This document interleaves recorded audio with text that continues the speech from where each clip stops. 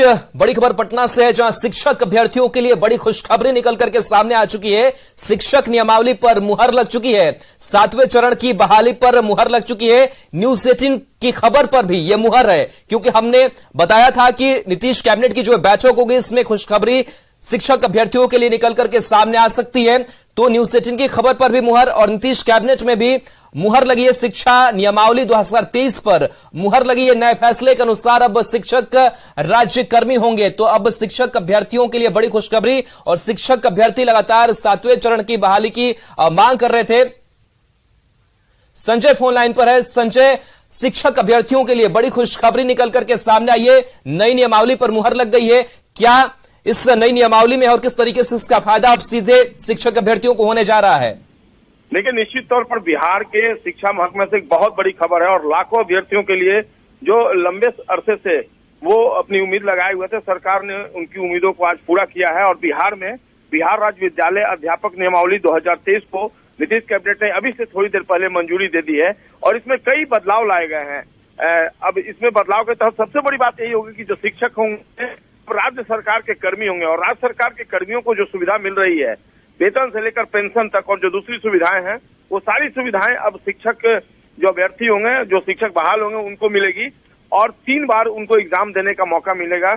और जो प्रावधान लाया गया है इस नियमावली के गठन के उपरांत, राज्य में प्रारंभिक एवं माध्यमिक शिक्षा के प्रभावी प्रबंधन और शिक्षा में गुणवत्ता सुधार के लिए विद्यालय स्तर पर प्रभावी हस्तक्षेप ये माना जा रहा है।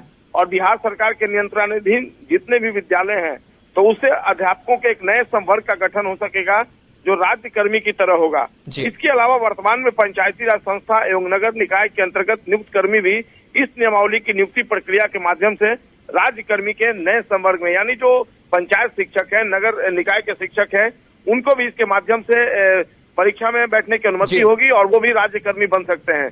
तो एक बड़ा फैसला बिहार सरकार का, नीतीश कैबिनेट ने अभी से थोड़ी देर पहले इस पर मुहर लगाई है। और विस्तृत तौर पर जो जानकारी दी जा रही है, इसमें महिलाओं के लिए भी आरक्षण का प्रावधान होगा।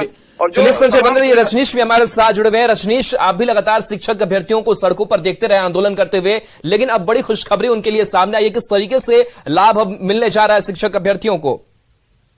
बिल्कुल, देखिए, बिहार के लिए सबसे बड़ी खबर होगी, क्योंकि शिक्षा के क्षेत्र में लगातार सरकार जो है वादा कर रही थी, दावा कर रही थी, लेकिन सबसे बड़ी जो पेंडिंग प्रक्रिया थी वो शिक्षक बहाली की थी। अब ऐसे में जो नियमावली है उस पर मुहर लगी है। अब लाखों अभ्यर्थी हैं, उनकी उम्मीदें जगी है, तो अब जो है बहाली प्रक्रिया भी शुरू होगी। बता दें आपको, हालांकि जो उम्मीद नहीं की जा रही थी, उन चीजों का जिक्र किया गया है कैबिनेट में।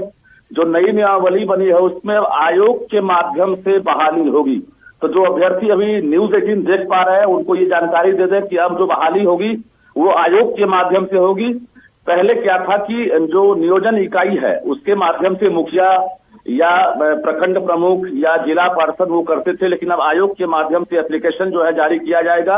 और अब जो है जो अभ्यर्थी जो सीटेट, बीटेट या एस्टेट पास है, वो अब उस बहाली में डिजर्व करेंगे और वो एप्लीकेबल हो सकेंगे। तो इसमें सबसे बड़ी बात है कि महिलाओं के लिए एक बड़ा तोहफा दिया गया है सीएम नीतीश की तरफ से, कि अब सभी विषयों पर 50% जो है आरक्षण का लाभ महिलाओं को दिया जाएगा। तो जो महिला अभ्यर्थी सीटेट, बीटेट, एस्टेट पास है, उनके लिए सीधा एडवांटेज होगा कि अब वो टीचर बन सकेंगे आसानी से। सभी विषयों में उनको 50% आरक्षण मिलेगा। 3 लाख सीटें खाली है बिहार में, उसमें टीचर्स हैं, लाइब्रेरियन है, कंप्यूटर टीचर है, तमाम लोगों को अब फायदा मिलेगा। और 3 लाख में एक तरह से कहें तो माध्यमिक हो या फिर प्रारंभिक हो, दोनों की बहाली शुरू होगी। सबसे पहले ये बताया जा रहा है कि माध्यमिक के लिए विज्ञापन जारी होगा, उसके बाद क्लास 1 to 8 यानी प्रारंभिक के लिए विज्ञापन जारी होगा। तो जो विषयवार टीचर की कमी है बिहार में, अब जो है इस बहाली के बाद जो विषयवार टीचर है उनकी कमी दूर होगी और बच्चों को। चलिए, बिल्कुल रजनीश, तो बड़ी खुशखबरी है। फिलहाल बहुत बहुत शुक्रिया तमाम जानकारी के लिए। संजय भी हमारे साथ जुड़े हुए हैं। संजय, अब आयोग के जरिए जो बहाली है वो की जाएगी, और पहले नियोजन इकाई के जरिए जो बहाली है वो की जाती थी, तो अब कितना अंतर होगा और पारदर्शिता भी अब पहले से ज्यादा होगी? शिक्षक नियुक्त होते थे बिहार में, नियोजन इकाई के माध्यम से होते थे, और वो राज्य सरकार के कर्मी नहीं माने जाते थे। तो कहीं ना कहीं उनको चूसती थी ये बात।